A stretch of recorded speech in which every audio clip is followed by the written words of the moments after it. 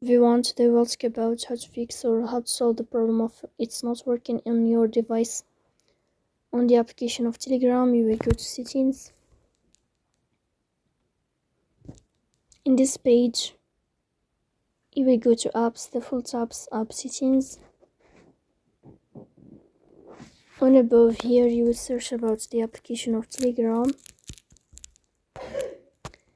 Then you will click on first stop and you will click OK. After that, you will enter to the window of storage.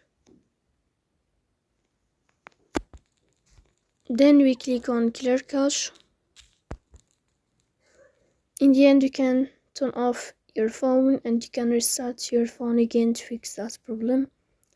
So please don't forget to support us by like and subscribe. See you next time in another video, and thank you for your watching and your attention.